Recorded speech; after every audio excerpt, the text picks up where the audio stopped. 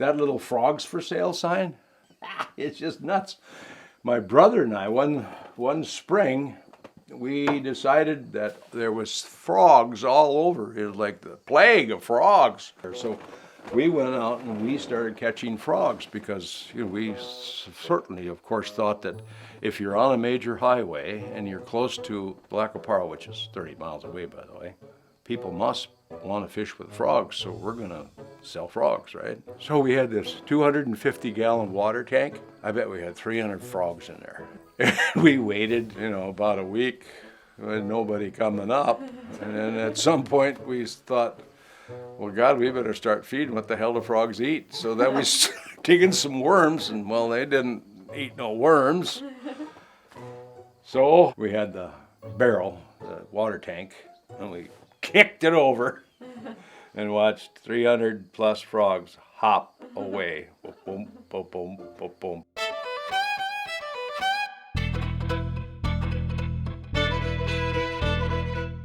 I paint a lot of abstract trout and salmon. It starts playing out here. The pinks and the rose colors and the darker pinks and the yellows. You start getting some kind of nice little shapes working in there.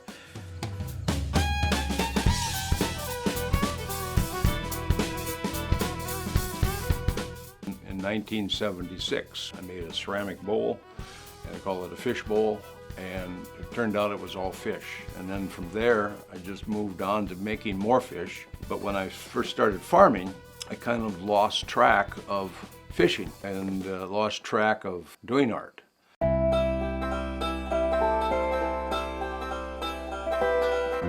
Like in 1986, I started back painting, and so I guess it's painting that I really is my first love.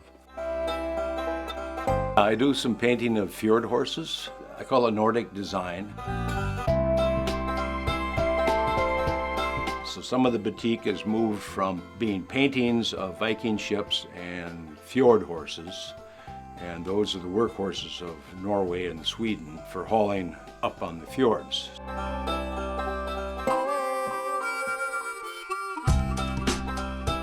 People say, well, is it relaxing? I said, well, no. Painting for me, making my art, is pretty intense because you've got to pay attention. Now, craftspeople that pay attention usually are going to have good quality stuff. My father was living west of Canby, Minnesota. They got kicked off that farm. I suppose they lost the farm, couldn't pay the bills. And Frank and Helga got the kids up in the morning in 1933, told the children, take what you can carry. If you drop it, leave it. They were leaving that farm site. And then the next day they walked up here to this farm place and started farming in 1933. The place that we're sitting in right now is called a chicken house. It used to be a hog house, remodeled into a chicken house, and then I remodeled the whole thing a couple years ago into, I call it kind of a man cave, but I don't have any television or any that kind of stuff down here.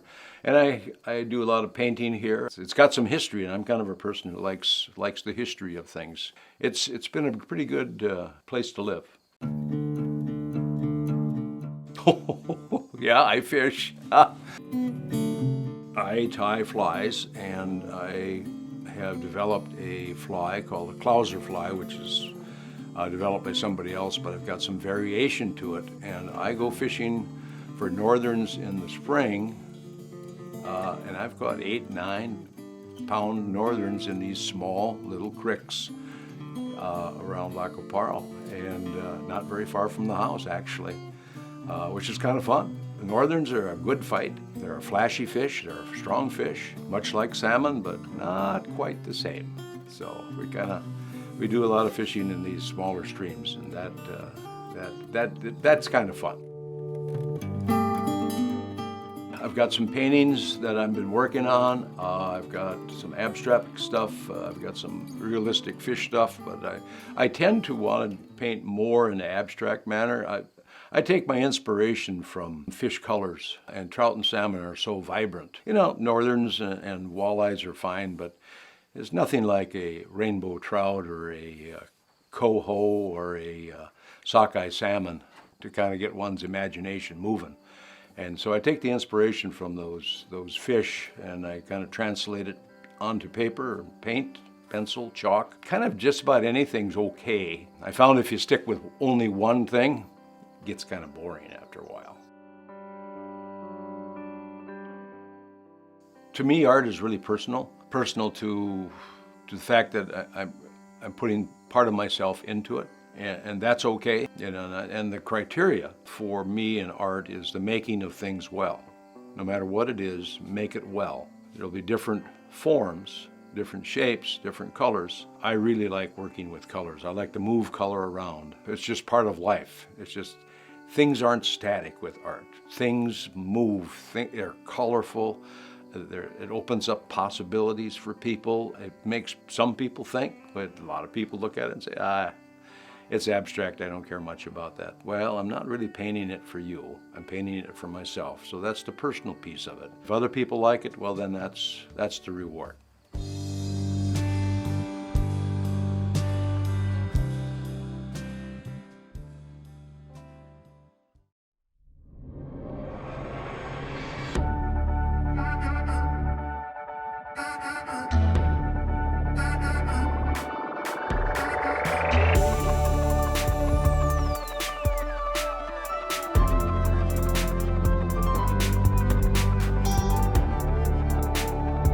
Postcards is made possible by the Minnesota Arts and Cultural Heritage Fund and the citizens of Minnesota.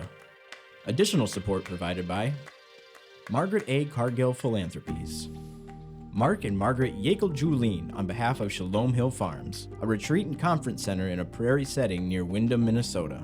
On the web at shalomhillfarm.org. Alexandria, Minnesota, a year-round destination with hundreds of lakes, trails, and attractions for memorable vacations and events. More information at explorealex.com. The Lake Region Arts Council's Arts Calendar, an arts and cultural heritage funded digital calendar showcasing upcoming art events and opportunities for artists in West Central Minnesota. On the web at lrac4calendar.org. Playing today's new music plus your favorite hits, 96.7 Cram. Online at 967cram.com.